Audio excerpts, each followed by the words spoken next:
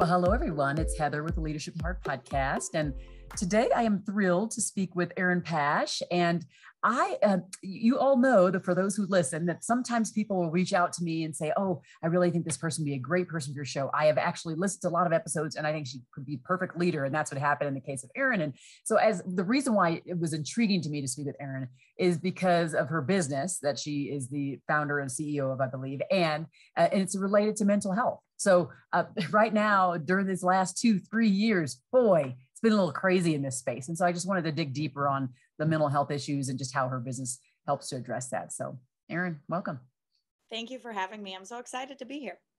So where are you? Tell everybody where you're at right now in your leadership journey.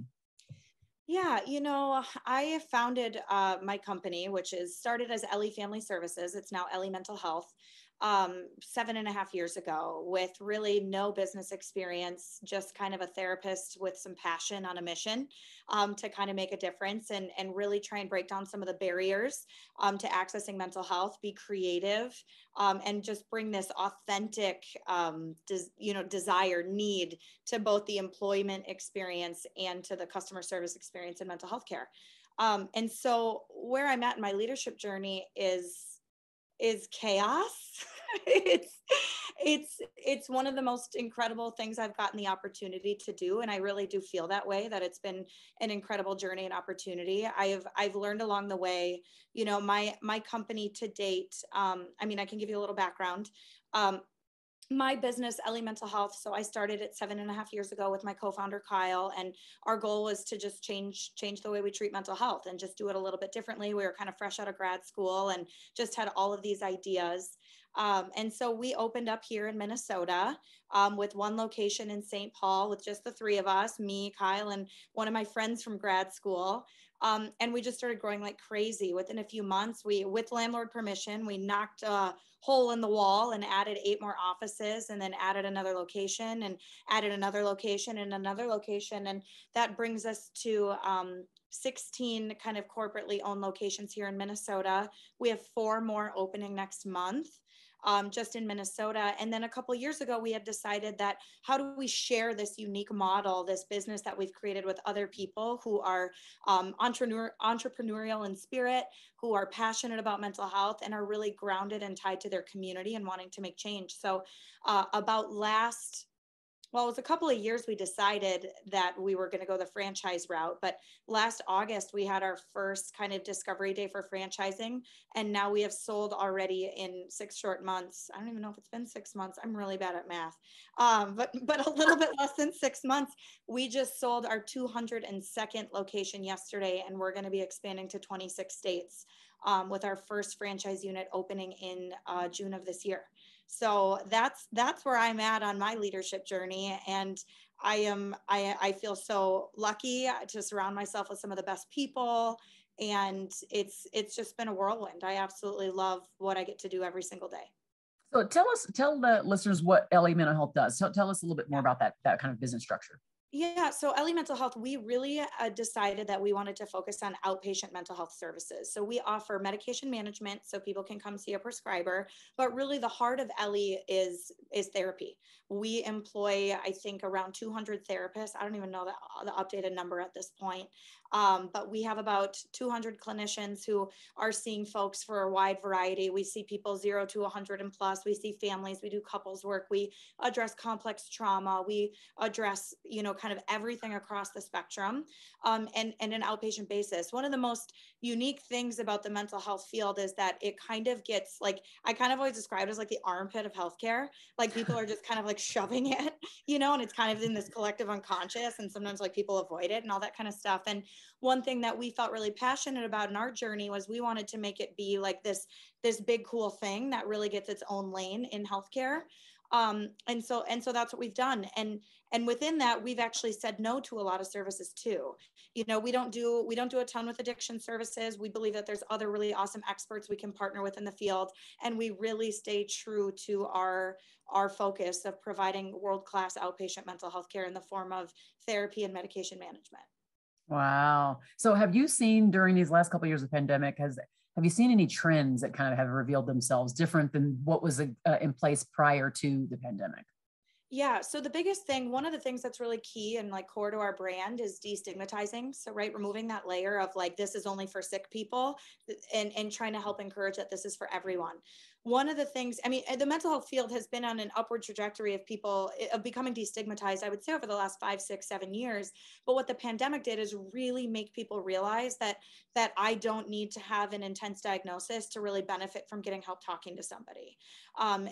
We were talking right before we went live, and just one of the things I always hated was that so many places would have a wait list, and so we would always be hiring and growing to try and make sure we were meeting the demands of the community. And since the pandemic, it's truly impossible to keep up. It's something that probably like hurts me the most, that people want our help and we can't get them in as soon as we'd like to. But yeah, I mean, we have about 1,000 people on our wait list right now. And of those people, I think it's somewhere around 700 are 17 and under, right? So parents have really taken the leap of faith through COVID to say, wow, I'm seeing my kid, I'm spending more time with them. They're struggling without that social connection. They need some more support. We still don't know yet what this pandemic is going to do to kids for the future. Right. Like I have a 7 and a 10-year-old. My 7-year-old was kind of like, kicked out of school and sent home in the middle of kindergarten. And he just probably last month got to go to school for the first time without masks on. And we just don't know yet what developmental delays or social impairments or all that kind of stuff are going to be impacting our kids.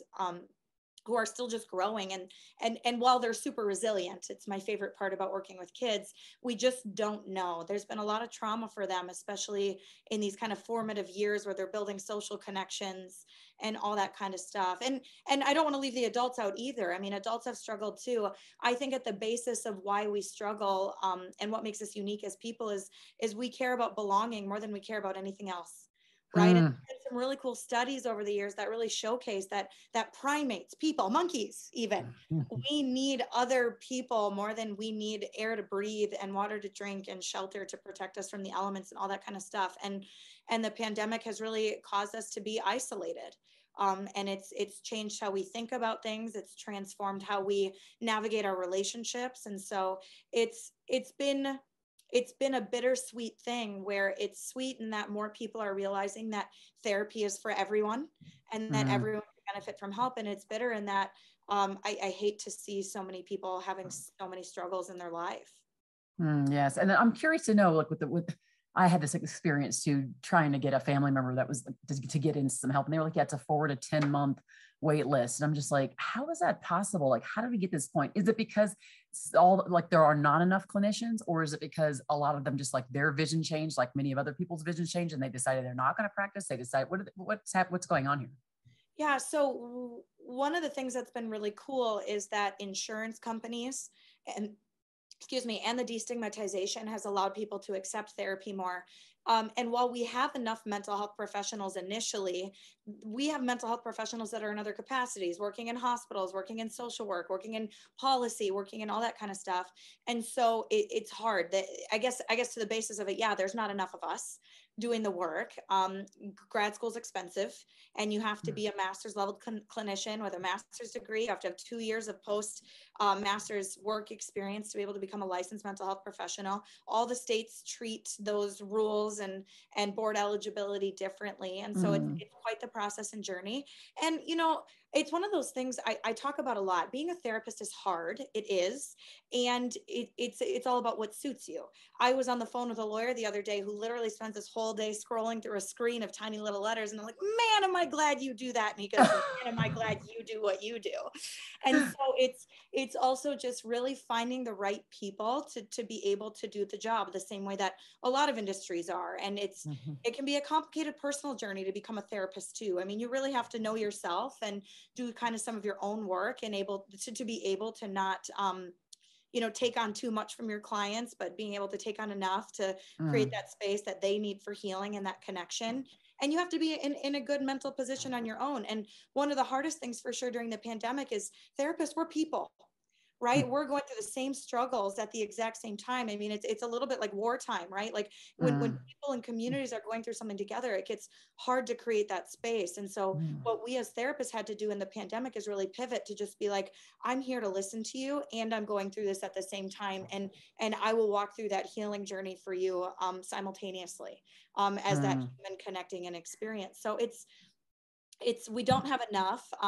One of the things I love about my job is innovating how we make change in the culture of mental health. So not just the delivery of outpatient services, but that macro system I talked about.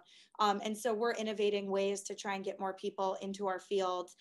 We just launched a new nonprofit, which is really targeted at helping BIPOC folk get experiences in the field, so that we can get more folks interested in the field at the collegiate level, at the collegiate Yep, level. that's right. Yeah. Oh my God, so I rolled off the tongue a little bit differently today. We're working on creating a university of our own that really breaks down some of the barriers around tuition costs and the ability to work full time, and trying to do some of those things. So we're not just looking at how can we be innovative in the delivery of healthcare services today, but how do we look in the future to say, hey, the utilization is up. We want more people engaging in this. We want better people, right? Yeah. To feel better. And so we really, really land hard on that creativity and innovation to try and make some change. So where did this drive for you come from? So you went to school, you're a therapist, you go get a master's. Where does this drive to lead come from? Does it start for you way back? Maybe. I'm a middle child, and if we could go through like the whole pathology of birth order, which I won't do, but it is interesting. I mean, people ask me that all the time. I think it's passion. I am so passionate and about making these changes and about being creative in this field that I absolutely love. And I want to see it succeed. I want people to love it as much as I do. And so that passion is really all I need to be motivated. There are days where I'm exhausted for sure, right? I'm a working mom. I've got this huge operation with like pretty much nonstop growth since its inception. And there are days I wake up where I'm like, I'm not doing this today. And then there's other days where I'm jumping out of bed, like, I'm so excited. I just to do these projects and all that kind of stuff. And so, I'm really close to my family. My parents were the first college graduates of their history, ancestral history. And they really preached to us that giving back to others. And they both worked in public service. My mom worked at a county hospital for 35 years. My dad worked as a lawyer in private practice, and then just retired from being a judge for the last 13 years. And Wow. so I learned a lot about public service and giving back to the community from them. And I love it. It's hard to not be motivated when you just love what you do. So has there ever been a time where maybe like even just in the beginning, when you think about these years of you growing this organization, where you weren't really proud of how you showed up as a leader? Like you maybe were feeling like, we may not go much further if I keep behaving or responding or something like that. Do you have any like specific stories of that journey where you're like, and then, more enlightenment? What did you do to come out of that situation? Yeah, I actually have a really good story, and I tell it to everyone I can because it just promotes the reason why we all need people, right? It's kind of this isomorphic, our clients need people, I need people. And about 3 years into Ellie, when the business started making money, I had two choices: start taking a salary, right, and paying myself, because in the beginning, I'm working all these hours to pay money into my business, to pay rent, to do all this stuff. So a couple of years into it, when things we kind of saw what was taking off in our growth trajectory, I had two choices: I can get paid, or I can hire people to help me. And I was exhausted. I hated the way I was showing up as a parent. I was working probably, 12, 15-hour days and getting poor sleep. My health wasn't great, like just all of those things because of stress, and still that motivation and passion. But my buckets were not full in the areas of my life I needed them to be in. And it was easy for me. I looked at my business partner. I said, Kyle, we got to hire a team. And I said, I can wait until I get paid. I believe in our mission. I believe in the value we bring, and that we're going to do fine someday. But we hired a leadership team, and that was a life-changing moment for me. Even when I talk about it right now, I get kind of the chills, because it really, without making that choice, we would not have grown to where we are. We would not have been able to fulfill our purpose. We would not. And so the importance of having a really awesome leadership team has been everything to me. Did you do that like all at once, or did you say like, you had you, Kyle, and then you hired like one person and then like 6 months later hired another? Or was it like, we're getting all three of our people together now? I'm curious to know about that. It was slow. Okay. Kyle and I are millennials, and we are liberal, and we are kind of out there and assertive. And with that being said, we always knew that we wanted to run our business with money we had in hand. And the biggest reason is if we borrowed money from too many other people, they could tell us how we could or could not proceed. Both of us had been grounded in nonprofit and actually government social work prior to opening Ellie. And there's a lot of red tape that comes with policy and just other people. And we wanted to just make common sense decisions right then and there to just help people. And so Kyle and I just worked our little butts off. I mean, we saw probably 40 clients a week, which is a lot. Normal, like our full-time folks see about 25, and we would just fund our business from that money. And so we were always very careful to make sure that, and even today, you know, there are needs of jobs we want to fill, and we just want to make sure that we're taking really good care of our employees, that we're true to our values, which is making sure people are paid and valued the way they want, and not running that operating, you know, the salary money too thin, and making sure that you know, we're surrounded by the best people who are just as passionate, as excited as we are. So we definitely took our time. Now we have probably 100 leaders and admin people at Ellie to make all the things go around. So, you know, it's about a third, you know, a third to 2/3 ratio. 2/3 of our folks are seeing clients, and the other third is supporting it to make sure that we're doing it right. Wow, that's super impressive. Oh my gosh. Okay, so this is super helpful. Now I'm wondering this is the time we get to turn the tables, and you get to ask me a question. You kind of turn into the host. What question do you want to ask me for me to answer? Yeah. So obviously you do this podcast that's, you know, focused on leadership. What's your story behind that? What's your drive? What gets you excited about wanting to do these interviews? You know, I started this podcast wholly just to talk to leaders about leading with heart. Like this leading with heart, caring leadership, listening, compassionate leadership is my thing. So I was like, I just want to talk to other people. I want to see what they've done where they haven't done it so great. I want to see what they do with it that is great. And I want other people to listen in and learn. So it was just really this idea of getting other people to learn. The podcast was never for me about let's get sponsorships, let's make a lot of money. It was never about that at all. And it still remains just a time for me to chat. Over time, it's become more of a marketing kind of like it markets the idea that this is what I stand for. This is what Employee Fanatix is going to do. And so what I do at Employee Fanatix is at the firm I manage and own is we help organizations create cultures of listening. So it's gathering the voices of their people, using that voice, like aggregating the voice to create better strategy, helping, maybe doing like surveys, maybe doing listening sessions, maybe helping leaders listen more effectively one-on-one or in team meetings, doing culture teams and focus groups, things like that. So that's the main focus. It's all about, and the end goal is engagement and retention. So that's what we do there. But it's this listening, this heart-based stuff that's like, I would do it for free, which is what I'm doing right now. Yeah. I'm talking to you, right? I'm not getting, as I tell people, they're like, oh boy, it looks like really good what you do. I'm like, I shoot the horse, I kill the bacon, I bring it home. So let's just be clear about that. This is not an easy thing. But when you do what you love, like you talk about that passion, oh my gosh. I mean, the passion is just there. I just know right now I'm put on this planet to do this work and to help organizations listen more effectively. So yeah. I love that. And you don't have to tell me twice about listening as a therapist. That's one of the most important things. What you can learn from somebody, even when you're listening in silence, is so powerful. I mean, those are the best moments of my career, is when I get to sit in front of somebody just totally vulnerable and just listen. It's the best. And you learn so much about yourself too. I mean, it's fascinating. So true. I'm curious in that context, because I do have I'm the same way. My daughter's the same way. We kind of have that like therapy way about us where we lean in and we listen really deeply. I'm always trying to teach people. You have the best therapy voice too. I want you to record like a meditation for me. Like it's soothing and relaxing. I absolutely love it. When you talk about listening, how do you individually, and maybe even how, if I'm assuming you have to do some training or there's some kind of standard sort of excellence there, how do you teach your folks to really like void themselves or like, get rid of like all the things that are even happening in their personal lives, all the distractions, like it's like this circle around my head, right? Like things that are just going around me. How do you recommend people get rid of that so that they can be fully present in the moment? Yeah, I mean, there's lots of different ways, and it's not a sprint, it's a marathon, right? To learn how to be more mindful, but really that's the word. It's like grounding yourself in mindfulness, right?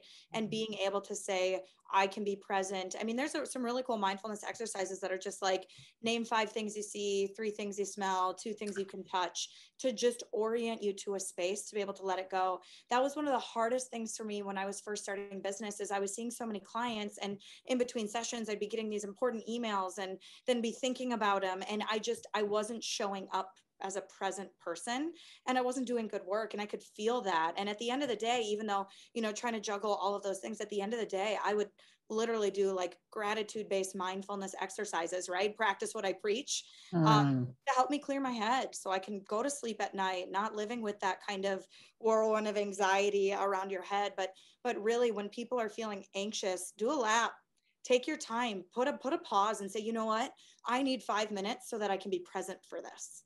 And putting up those boundaries and just doing it, because it makes a world of difference in how we can connect with others when we can just sit and be present. It's so true. I've got 4 kids, and 3 of them are at home, and there's 3 boys are at home, and they're teenagers. One's a tween, the other 2 are teenagers. And so they'll all come in from school and at the same time go, blah, blah, blah, blah, blah, blah, blah, blah. Of course I work from home. So they just start going, blah, blah, blah, blah, they just go. Yeah. And at some point I used to kind of try to take it in, and I felt myself really super frustrated, all flustered. And I also would be like kicking myself. I'm like, I really didn't hear them. Or they'd say, Mom, you didn't listen to me. Or, Mom, you didn't hear me. So now I get to the point where they all come in going, blah, blah, blah, blah, right? Mommy, and I go, stop. Okay. So, okay. And then all I do, and even if the other people were like, okay, I got to wait my turn. Yes, that's exactly what's got to happen. You have to wait your turn, because I have to take in what it is that he's saying. I want to hear him. And so I've had to get to that point literally lately. I'm like, I've got to help me here. And the beauty of it is, even though they're like frustrated initially because they're like, I want my chance first, and their siblings and their boys, I'm a boy mom, so I totally get that.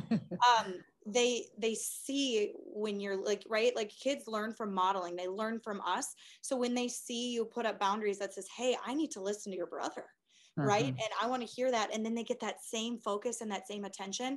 Not only are you modeling to them how to be attentive and be present, the importance of human relationships, and they're learning that, but when they leave that conversation, instead of feeling like I don't think I was heard, they leave that conversation being like, waiting and feeling heard feels a lot better than the chaos. And that's powerful. Yeah. That's powerful. Oh my gosh. Huge. Ooh, are you guys listening to that? Hopefully you're listening to that really closely. So powerful. Nuggets. I can't help it. It's like, as a therapist, I feel like it's who I am, and I don't really see many clients anymore. I'm just too busy, and I know I can't be present for those clients who really need my help. And so it just comes out in every like aura of my being. I can't stop preaching all the therapy goodies. So. Oh, it's so funny because I know that it's like I think back on the careers I have. I'm actually educated as an attorney, so I have a law degree, went to law school, decided not to do it anymore, and but I still can't get away from that there's this thing that's in me, that's innate thing that's kind of therapy oriented. So people are like you said, like, oh wow, like you lean in, oh your voice, oh you're so warm, oh you're so encouraging, and it's like I have that thing in me too. So when I hear it in you, I'm like, oh, it's just like kindred spirit. I just want to come hug you. Oh, I do too. I know, it sounds lovely. It's funny that you say, that's interesting to know that you have a legal background, because I was on the cusp. Do I go to law school? Do I go to therapy? What did I want to do? And I actually know a lot of people who are recovered attorneys who are in the health space, or vice versa. Maybe they like to argue a little bit, like the passion of talking about feelings is to tap into it in the legal or justice space. So there's got to be something about people's personalities that leads them in kind of that space, and it is helping others, right? It's definitely driven, and it's an active service. Yes. Service oriented folks, but I still think there's got to be something a little bit more in that, like amygdala or the empathy center, because I know some really awesome lawyers who I'm like, you would have made a really good therapist. Yeah, I know. I absolutely have a empathy and like compassion are the two things I lead with, and most everybody knows that about me. It's kind of my thing, right? And so it's I love your energy. Like, it's amazing. Well, thank you. Well, you're gonna laugh at this. Somebody I've been known just from a long time on social media, and he knows what I write about, what I speak about, and the empathy and the compassion stuff I talk about. And so he just recently decided to write a book called The Myth of Empathy. Mm. And he asked me, would I write the foreword for the book, even if it was going to be a rebuttal? So I started reading and I'm like, this is pretty darn good. In fact, we probably agree with about 70 to 80% of the stuff you write in here. Yeah. So yes, I'm going to write the foreword. I wrote the foreword for his book on the myth of empathy. I I know. That. I absolutely love that. So when it comes out, I'll let you know, because he makes some really good arguments, and we don't obviously wholeheartedly agree, but there are a lot of things that he says. I'm like, you know what? You're absolutely right. And it was actually, I'm going to be honest, it put me a little bit off kilter. Yeah. Someone who considers myself someone who does have more an empathetic view of things, it put me a little bit off. I was like, oh. But isn't it funny? Isn't it funny how our conflicting views are really just one degree off? It's this idea of this, we talk about in mental health, this idea of both and. I can agree that this is hard and I have to do this in reaction to it and respond. Yes. I'm super interested to read that book. I think those kind of conversations are fascinating, and I wouldn't be surprised if I embody some of the same things. But my degree is one notch turned, where it's like you can just see. I mean, even in such a polarized political climate and all this stuff that just is kind of happening in chaos, it's like I can have empathy for that perspective, and we're just only one degree off. It's amazing. It is so true. Okay, so for those who are listening, you've already given like so much. I mean, I hate to say, give some more nuggets, but if you have like one pearl of wisdom you'd leave people with, those who are listening now, that leaders who might need a little extra motivation, just some things that are really the crux of what you think you stand for. I'd love for you to share that now. Yeah, I'll go a little cliche on you just because I can't help myself. But really, the best nugget I have to share with others, especially leaders, is you have to take care of yourself first. And self-care doesn't have to be, oh, I have to go to the spa or train 3 days a week or eat healthy meals.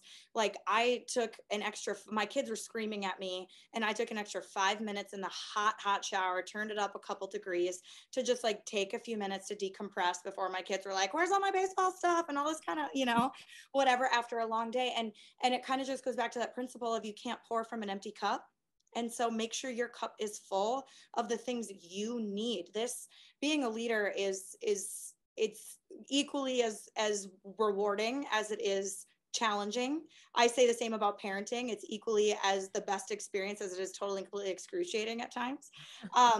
And so knowing where you're at and what your needs are and making sure you're doing something. And like I said, so many people think self-care has to be grand gestures.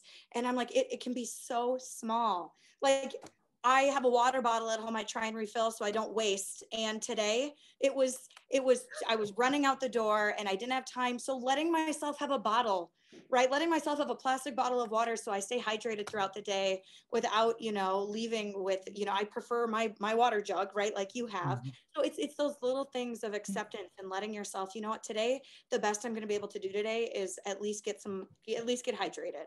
Or taking those 5 minutes extra in the shower, or, saying, I'm not helping you with your homework right now. I'm going to go for a quick lap around the block. Mm-hmm. Right. I mean, taking 5 minutes makes all the difference. So just don't pour from an empty cup and take care of yourself. I love that. Thank you. So for those who are listening, I mean, I know they're just swirl for a lot of things in the head right now. Good nuggets that Erin shared with us, and just in this conversation, so much goodness here. Please do share this far and wide, because that's how more leaders get to. We need to have more people hearing this conversation, learning these things. And also don't forget to go and write that 5-star review on Apple Podcasts. Guess what? Because that is how it actually moves up the algorithm. More and more leaders get to it because more and more people are reviewing it. So go do that now. And Erin, thank you so much for really just, giving us so much to think about, so many new strategies and tips, and just a new way of looking at mental health too. Appreciate you. Well, thank you. I appreciate you too, Heather. And thanks everybody for listening to the Leadership at Heart podcast. Be well.